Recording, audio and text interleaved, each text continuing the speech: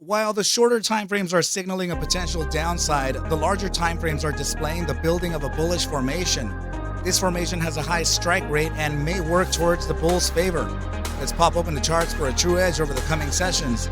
Welcome back to the channel on this happy Monday. This is ARCa, and let's dive into ticker symbol COSM. Let's kill 'em, team.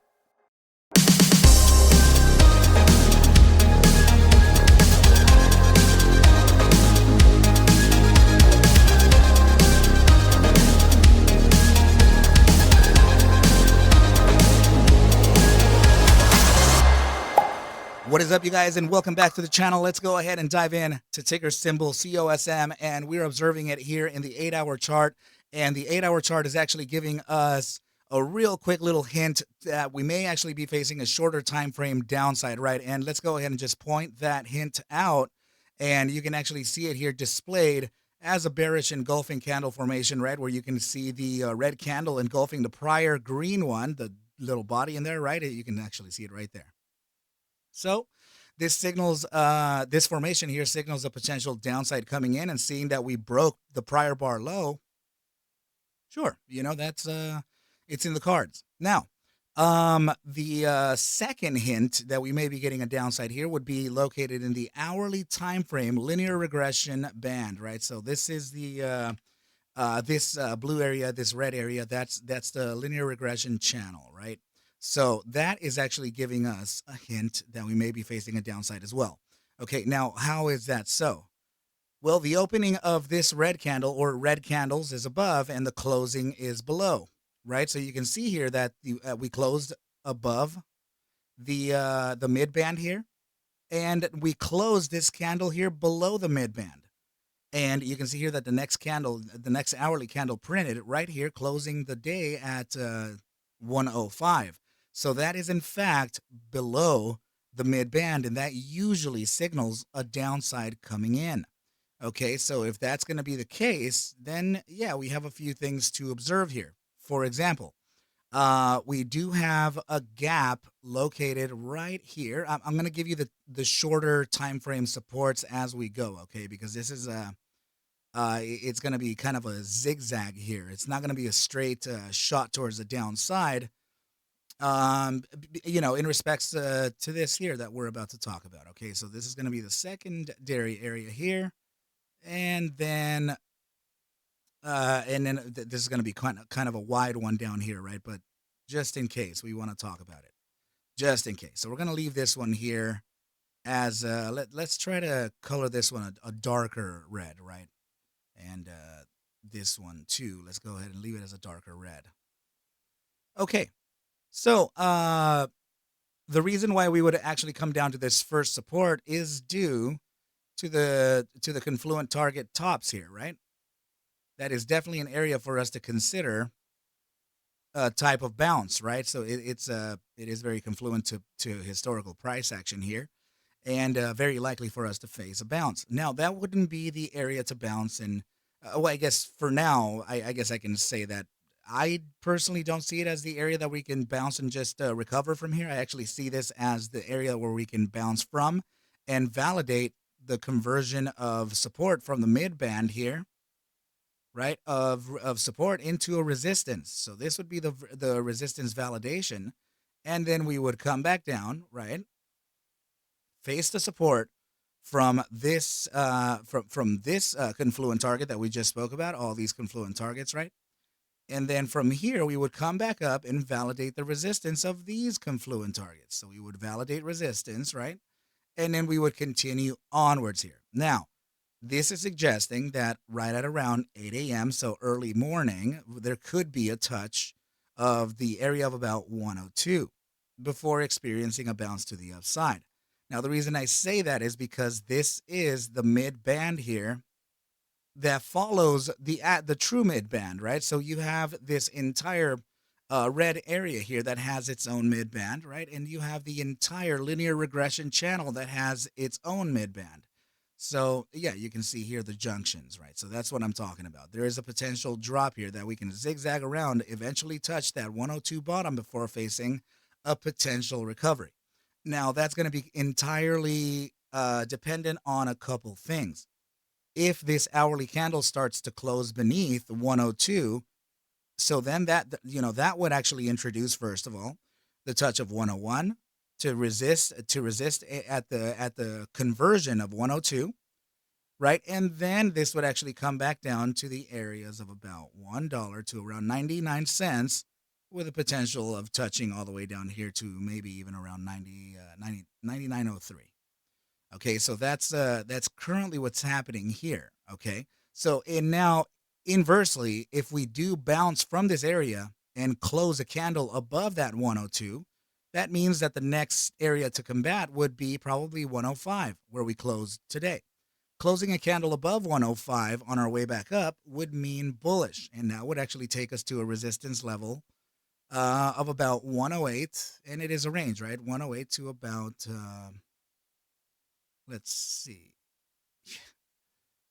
Yeah, I would say 108 to about 109, right? A complete cent there. So I'm gonna draw it in just like this: 108 to about 109, and that could be that top side resistance, right? I understand that there are several decimals in place here, but it's okay. We can just draw it in like that. Okay, and we'll color this one differently too, so that we can keep it uh, recognizable. Okay. All right, so now let's go ahead and move on to the next chart here. And this is the larger time frame bullish formation that I spoke of in the intro. We already have test number 1 and 2 of the support, so that kind of validates the formation in general, right? So now this is indicating here that we could face a continuation to the downside, which is very much confluent to what we are speaking of already, right? So in this case, sure, if we face a little bit of an upside here, we may resist from 107 first, seeing that we already got a resistance touch. I'm not sure how that's going to happen, but if we do get an upside, which I believe it's not probable at this point, right? A short-term upside, I think that the asset should better prepare, right? So I think that it would come back down to around 98.07 to that potential $1 zone to further look at these supports. It's not to say that we can't come back down here and combat the all-time low of 97 cents. In fact, it's in the cards. We could potentially even see a 96.13. I'm not saying that, in fact. So I want you to just know that usually these triangles, they yes, they do kind of require some full on tests of the bottom side or the bottom regression, but it doesn't always have to be the case. There's a lot of sentiment laying within that 97 to $1 range of the COSM asset.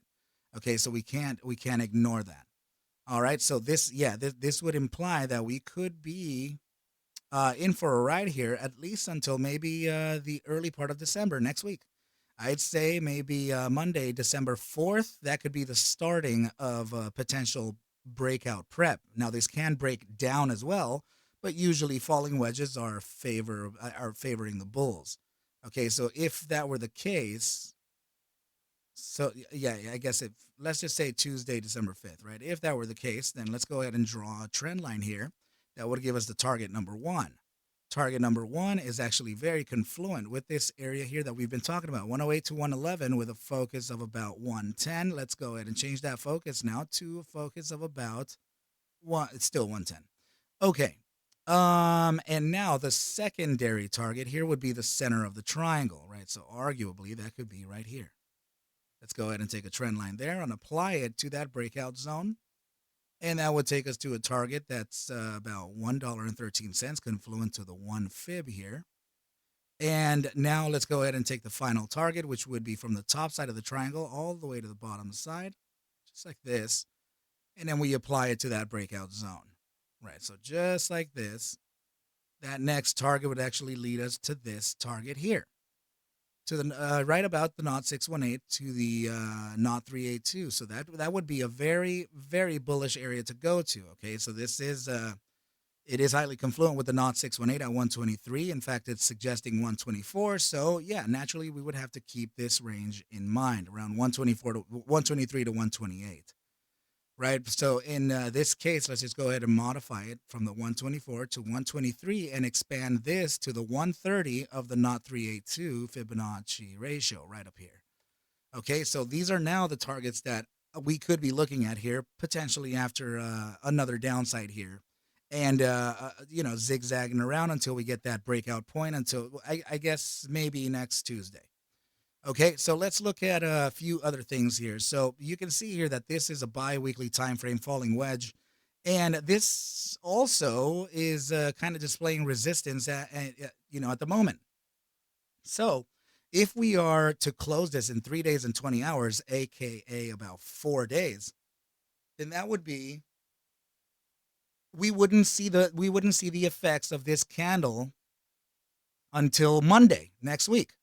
So which is very curious, right? So that means that the next 3-day candle would be right at about here, and that would officially mark off 65 to 75% the apex of the triangle.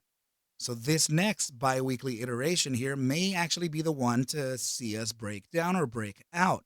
And that's what we're observing here. Okay, so since we are closing this biweekly candle, at least it's not closing today. What I mean is that we ended the period under the regression line. The chances are for a continuation to the downside here are greater. Okay, so now let's go ahead and move on to the last part, and that's actually going to be the RSI, right? So please notice here that we have some consolidation happening on the 30-minute immediate short-term time frame. Same situation here on the bi-hourly. Another little quick suggestion to a potential downside here, but it's still within the gravitational zone, which can introduce a potential downside. But honestly, this feels like it's about to break down, and we're already expecting that though.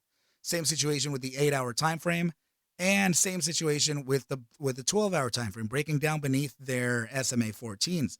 Now, the daily time frame is kind of what's telling me that it's a temporary downside, right? We broke out from the SMA 14 above it.